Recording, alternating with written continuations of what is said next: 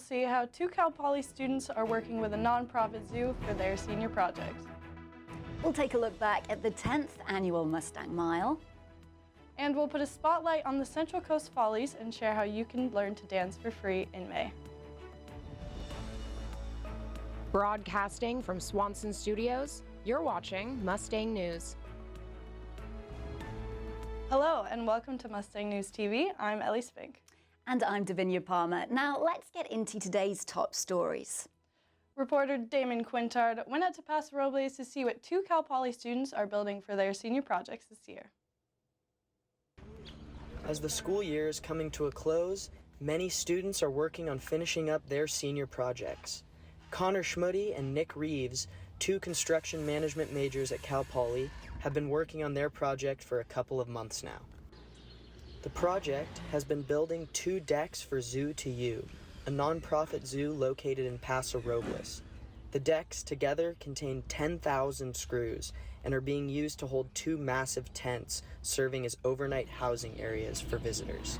3 weeks of consistently coming out here 3 days a week, putting in full 8-hour days. David Jackson, the owner of the zoo, supplied the 2 Cal Poly students with all of the materials needed to do the job. My buddy worked out at the zoo in high school, so I started coming out here and hanging out here a little bit. And I volunteered a couple of times, and through that I met David, and when it was time for us to do a senior project, David came to me with this idea of building 2 decks for the tents and said yes, and we're pretty stoked on it. Zoo to You is also home to many highly trained animals that travel around the country making appearances on late-night shows such as Jimmy Kimmel and James Corden. None of the animals from the zoo are bought. They are either brought in injured, rescued, or confiscated by Game and Wildlife Services.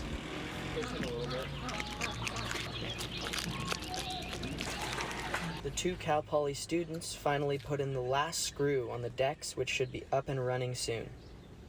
I'm Damon Quintard, Mustang News. And visit Zoo to You out in Paso Robles by booking a private tour.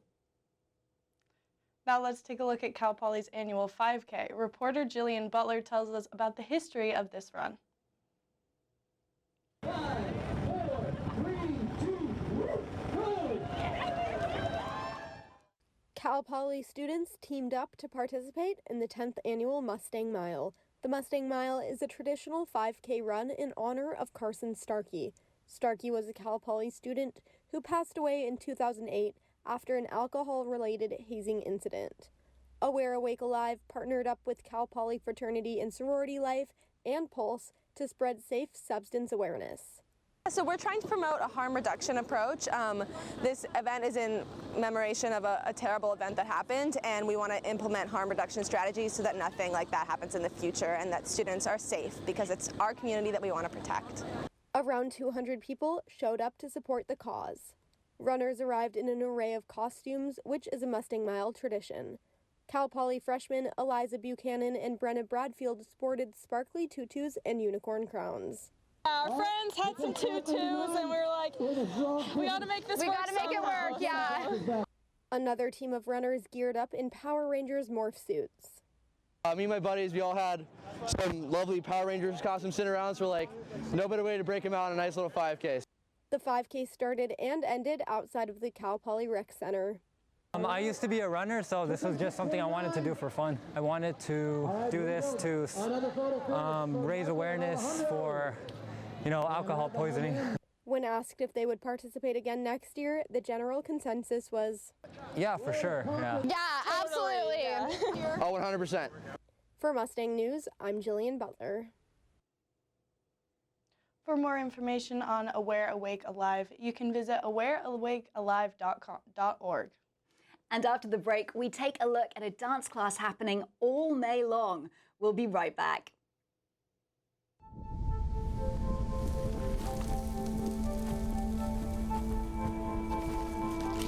Eva Marie smoked 12,000 packs of cigarettes over 15 years. She quit, and now there's a new lung cancer screening that could save her life. You stopped smoking, now start screening. No matter how much you smoked, early detection could save you. Talk to your doctor or learn more at savedbythescan.org. Bye-bye. Lavinia. Hoping for a crisp breeze to help keep you alert. Oh, he took a sip of water too. That'll probably help. You were probably gonna turn down the radio too, so you could focus, right? Probably okay isn't okay. Right. If you see a warning sign, stop and call a cab, a car, or a friend. I think the water line is what really drove it home. I blew on him. Welcome back to Mustang News. Now we'll join Jillian Butler for your weekly weather forecast. Thank you, Davinia. Today, we can see a high of 60 degrees and a low of 40 degrees. It's going to be pretty windy with a high wind speed of 21 miles per hour. Moving on to our 5-day forecast, we're going to see some pretty typical San Luis Obispo weather, with the week starting pretty cold and warming up by the end of the week. Tomorrow, we can expect a high of 59 degrees and a low of 37 degrees, so make sure to put on your jacket.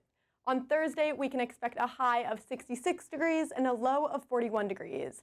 Moving along to Friday, we can expect a high of 73 degrees and a low of 46 degrees. On Saturday, we can expect a high of 78 degrees and a low of 49 degrees. And finally, on Sunday, we're looking at a high of 74 degrees and a low of 56 degrees. Moving right along to our coastal forecast, we can expect a high of 59 in Cayucos this week and a low of 40. In Morro Bay, we can expect a high of 57 and a low of 40. Moving along to Avila, we can expect a high of 60 and a low of 44. And then if we keep going, we'll see a high of 61 in Pismo and a low of 42. And then in Oceano, we can see a high of 60 and a low of 40. Now on to Damon Quintard with our sports update. Thank you, Jillian. The Cal Poly women's basketball team got a new head coach this week. Chanel Stiers will be the new coach calling the shots from now on. The team is in desperate need of change, going 3-22 in 2021 in the Big West Conference. Stiers had a very successful college career at Kansas State, scoring 1,344 points and grabbing 701 boards. The self-described grinded-out coach plans to turn around the women's basketball program in these upcoming years. The Cal Poly baseball team ended their series against CSU Bakersfield with a complete sweep this weekend. The series began on Friday, May 6th and went through the weekend at Baguette Stadium here on campus. On Friday, the Mustangs opened the series with a 14-1 final score against the Roadrunners. The game featured a 2-run home run from junior left fielder Colin Villegas and an expert performance from sophomore pitcher Drew Thorpe. On Saturday, Cal Poly continued their winning streak, defeating the Roadrunners again with a final score of 6-2. Bakersfield got on the board first with a solo home run and an RBI, putting them up 2-0. The Mustangs fired back, though, in the bottom of the fourth and scored 5 of their 6 runs, marking the beginning of the end for the Roadrunners. And finally, after a close game on Sunday, the Mustangs ended the series with a 4-2 win. These victories for the Mustangs leave them in the second place for the conference. And that's all we have today for sports. I'm Damon Quintard. Back to you and Ellie and Davinia. The Central Coast Follies are offering free jazz and tap dance classes every Sunday in May. They allow everyone of all ages and skill levels to participate. So with 0 skills, I plucked up some courage to go to the Delos Performing Arts Center in Pismo Beach to find out more.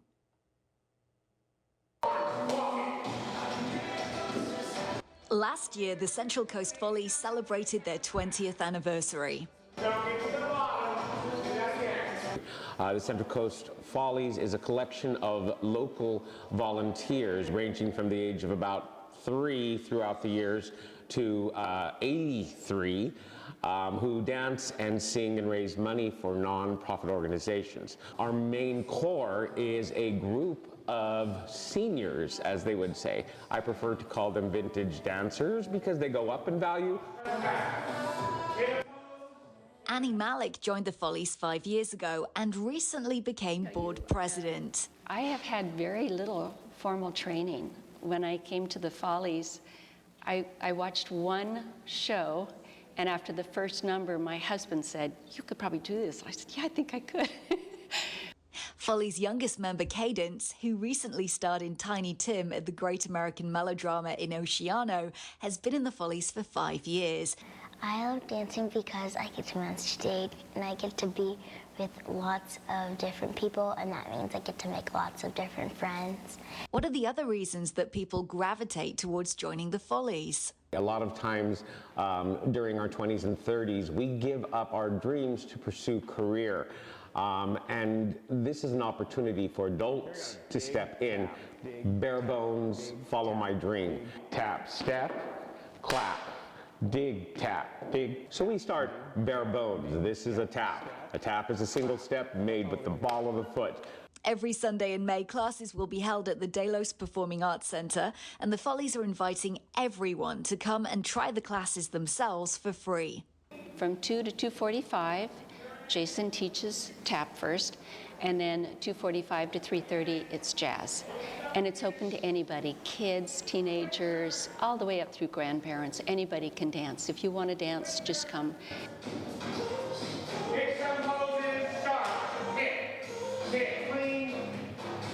And I'm looking forward to trying out the free classes next Sunday. Yeah, those were some great moves to me. Thank you. After the break, reporter Avery Elowit visits the Cal Poly Spring Craft Sale.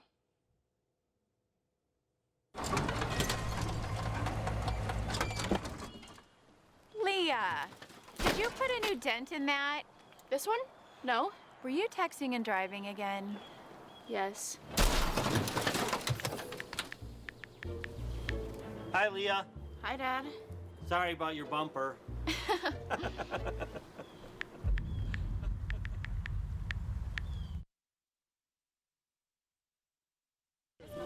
Leaving hot coals improperly extinguished can cause a wildfire. Hey guys, it's Smokey! It looks as if Smokey is going to use the drown, stir, drown and feel technique. After the first drown, a good start. Next, another drink. And finally, a close feel. Is it cool? Okay. Yeah. Hey, Smokey, catch! Oh, my bad, Smokey. Only you can prevent wildfires. Cal Poly hosted Spring Craft Fair in the University Union. Reporter Avery Elowit breaks down the event. Between the live upbeat music and the surges of wandering students, the Spring Craft Sale brings life to the University Union. Liberal Studies 4th year Erica Wynn details what types of crafts can be sold at the craft fair. Open in terms of what you can sell as long as it's handmade. They don't allow food, but like any handmade goods. So like for example, I like to crochet. A lot of my peers like to make jewelry. There is one vendor with like really cool shirts and such, and there's even like tarot card readings. So like it's a huge variety of like different things as long as they're like in the spectrum of like you made the good or are like doing the service. One of Wynn's customers, electrical engineer sophomore Brianna Wan, shares her shopping experience. This penguin, and it has a removable hat, which is really cute, and it's really cute, and it's a penguin, so it's awesome. Many vendors work alongside the university graphic systems to create their work. UGS had their own tent at the event. UGS is a fully student-run printing and graphics enterprise on campus.